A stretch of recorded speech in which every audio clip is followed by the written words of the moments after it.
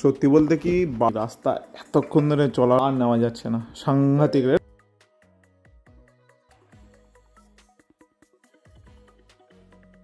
হয়েছে। Central government এটা recently এখানে তৈরি করে দিয়েছে।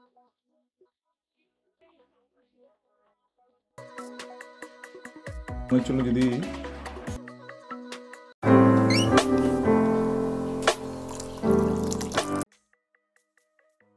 আমরা দিগলিপুরের দিকে রওনা দিয়ে দিয়েছি। রাস্তাটার অবস্থা দেখো, খুব একটা ভালো অবস্থা না, এবং সামনে এর থেকে ড্রাইভার দাদা বলছিল সামনে এর থেকেও খারাপ অবস্থা আছে।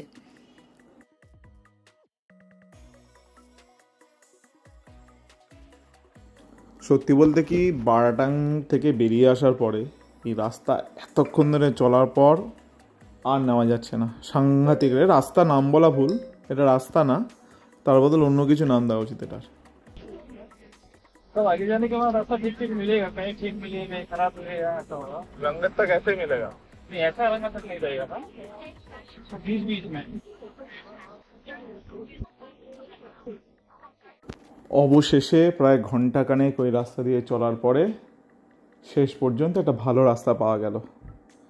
এই রাস্তাটার স্বস্তির নিঃশ্বাস, নাহলে সব কিছু দেহের অর্গান সমস্ত নড়ে চলে গেছিল।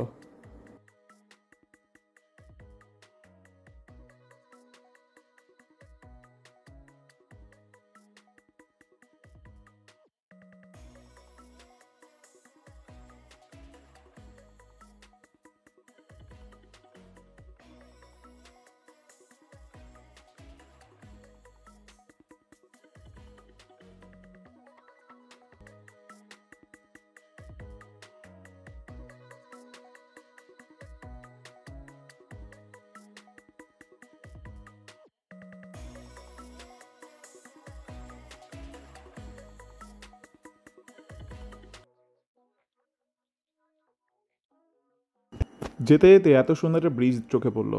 তার ড্রাইভার দাদা আমাদের নিজেই যেচে বললেন যে এটা হচ্ছে এই মুহূর্তে আন্দামানের সবচেয়ে বড় ব্রিজ, এবং এটা রিসেন্টলি তৈরি হয়েছে। সেন্ট্রাল গভর্নমেন্ট এটা রিসেন্টলি এখানে তৈরি করে দিয়েছেন, আর ব্রিজটা সত্যি অসাধারণ দেখার মতো। আমরা যে বারাটাঙে গেলাম, যে ডেড ওয়াটার মধ্যে দিয়ে যে ম্যানগ্রোভটার ওপর দিয়ে গেলাম, তা ড্রাইভার দাদা বললেন এটা সেই ডেড ওয়াটারটাই, তার ওপর দিয়ে ব্রিজটা তৈরি হয়েছে। ব্রিজটা দেখার মতো।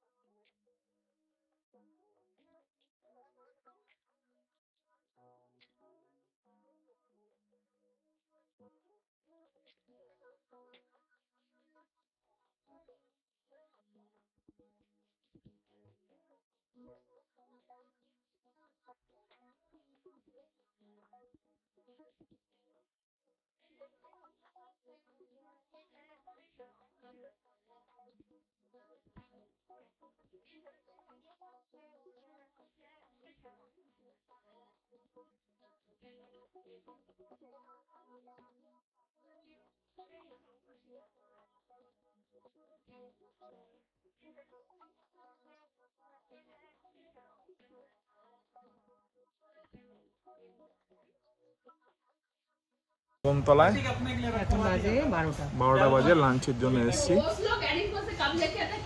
ঠিক আছে, এটা সম্পূর্ণ বাঙালি রেস্টুরেন্ট। দেখা যাক কি কি অপশন আছে। আরেকজন ম্যাম বসে আছে কি ভাবছে যে আমি যদি পুলিশ হতাম তাহলে কি হতো। নাকি ও একা দূর করে সাফ করে দিত, তাই না?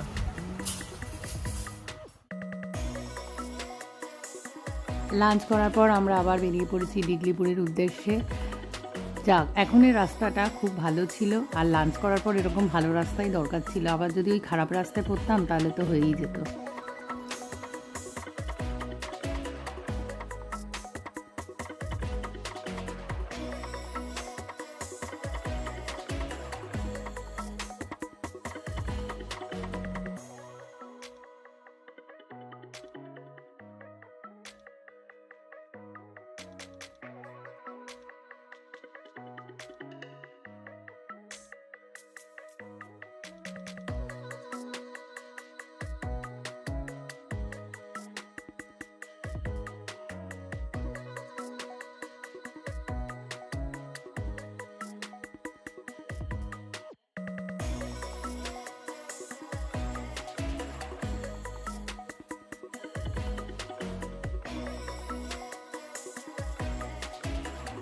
এই রাস্তাটা দেখে কিন্তু সাংঘাতিক লোভ লাগছিল, অপূর্ব। জাস্ট মনে হচ্ছিলো যদি আমরা এখানে টু হুইলারটা চালাতাম, আলাদাই একটা দারুণ। রাস্তা ভালো খারাপ সব মিশিয়েই ছিল।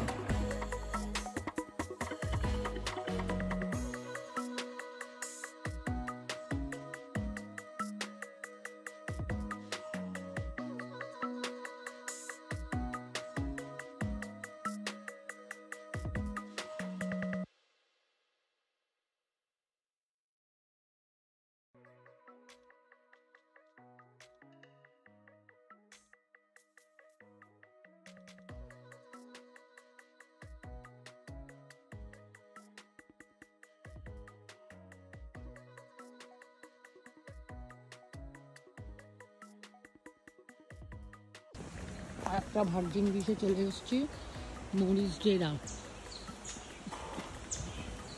Another beach. এটা রঙ্গট এরিয়ার ওই জায়গাগুলোতে পড়ছে, কারণ এই মরিস ডেরা।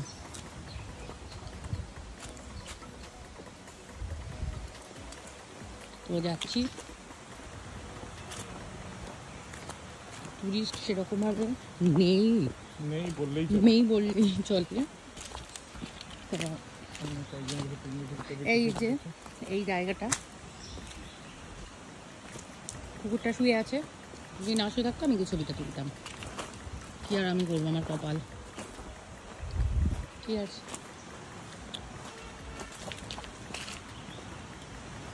দোলনা আছে, যে দোলনাতে আমি চড়বো। আমার কুকুর ঘাড় উঁচিয়ে দেখলেই চলে আসবে। সামনে চলো দেখে না, প্রচুর পাথর।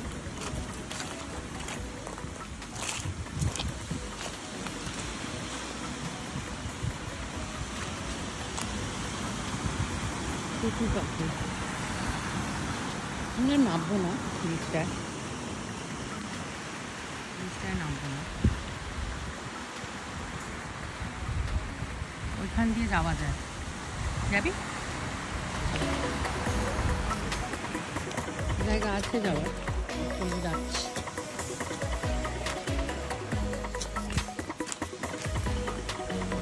ঠিক আছে,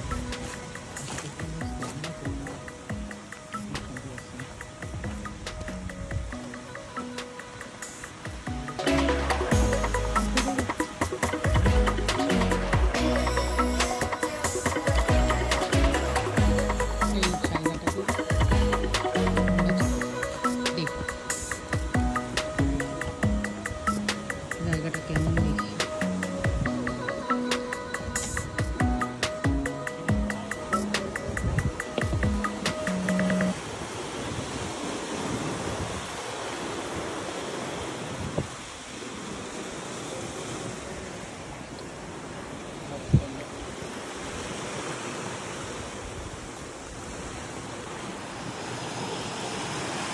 Awesome.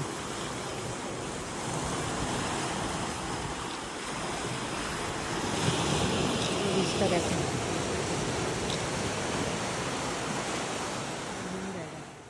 চলে এসেছি আমাদের অনেক লম্বা জার্নির পর আমরকুঞ্জ বিচ। দেখে ভালো লাগলো। আমকুঞ্জ বিচ পুরো ভার্জিন বিচ, কিন্তু এখানেও স্নান নিষিদ্ধ, সবকিছু নিষিদ্ধ, কারণ সামনে লেখা আছে বিওয়্যার অফ ক্রোকোডাইল, মানে এখানেও অনেক ক্রোকোডাইল আছে, এটা খুব রিস্কি। বিচটা কিন্তু ভার্জিন বিচ, বিচটা খুব একদমই ভার্জিন বিচ। বিচটা এখন অত লোকে, অত টুরিস্ট আসে না। দেখতেও ভালো লাগছে পাথরগুলো দেখে, কিন্তু ব্যাপারটা কি হয়েছে, এই এত সুন্দর জল দেখে না টেম্প হয় যে একটু না স্নান করি, সমস্যাটা হয়ে গেছে এরকম।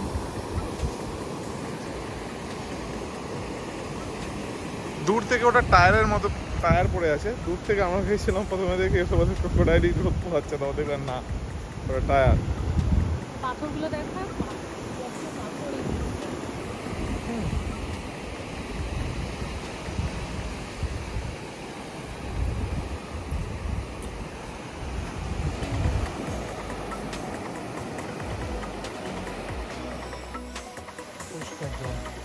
এটা বললো ন্যাচারাল সুইমিং পুল।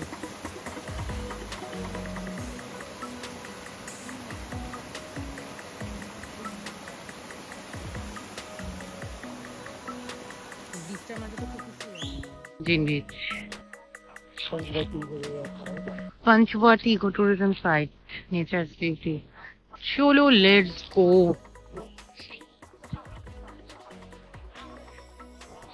चलो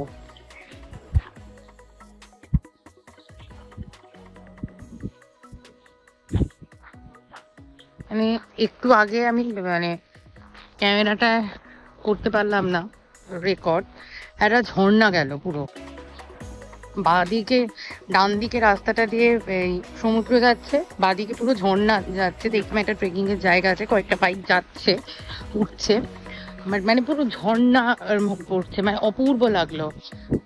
এই বিচটাও ভীষণ সুন্দর, একেবারে পুরো virgin beach, another virgin beach, খুব সুন্দর বিচটা, নিরিবিলি একদম পরিবেশ। ওইদিকে একটা খাড়ি হয়ে গেছে, এটা একটা চিলড্রেন পার্ক মতো করা আছে।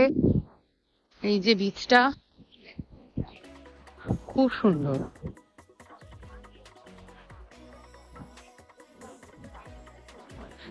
মানে অন্যরকম দেখতে, পুরো পুরো অন্যরকমই দেখতে বিচটা।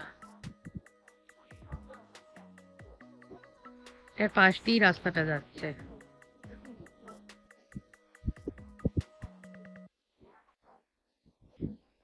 নেক্সট আরেকটা বিচ আছে, ভার্জিন বিচ। দেখো আমাদের একটা আমরা একটু ওপরে উঠলাম, ওপরে উঠে একটা এন্ট্রি পয়েন্ট আছে, ওখানে আমাদের আই কার্ড শো করতে হলো। তো আই কার্ড শো করলাম। এই হচ্ছে দোলনা, দোলনাটার মুখটা এই দিকে, আমি ভেবেছিলাম বিচের দিকে থাকবে। যাই হোক, দেখো জায়গাটা খুব সুন্দর, ভীষণ সুন্দর।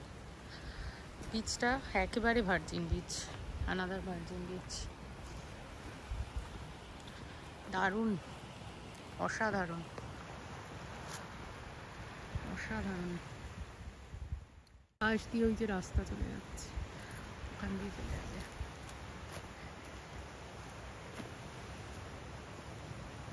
দারুণ বিচ।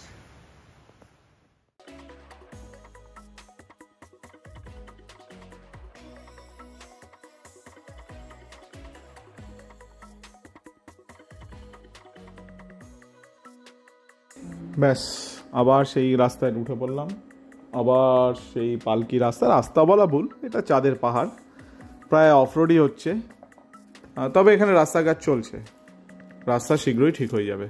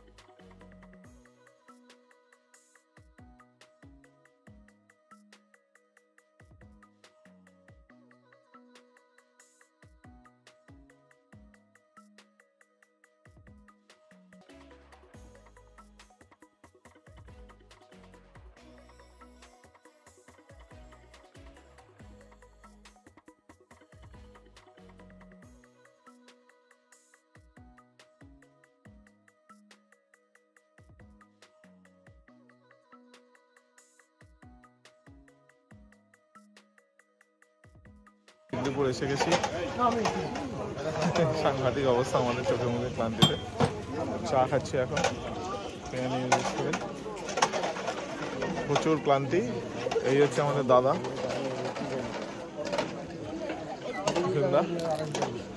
টানা 12 ঘন্টার উপরে ড্রাইভ। চলো হোটেলে গিয়ে কথা হচ্ছে।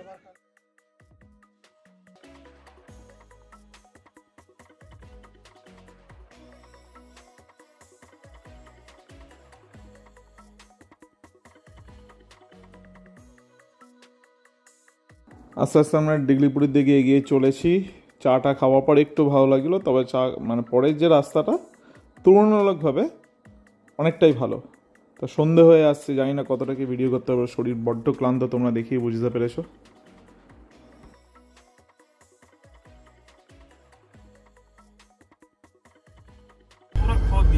अच्छा पूरा पुराना जो रास्ता था, हाँ, अगर उसको भी अगर नहीं खोलते तो रास्ता ठीक रहता। পৌঁছে আচ্ছা। হোটেলে গিয়ে কোনো রকম ভিডিও রেকর্ড করতে পারিনি। আমরা এতটা টায়ার্ড ছিলাম, টানা 14 ঘন্টা আমরা ড্রাইভ করেছিলাম। ভিডিও আমরা খাওয়ার পর এই নেক্সট দিন নতুন ভিডিও নিয়ে তোমাদের সাথে দেখা হচ্ছে। নর্থার্ন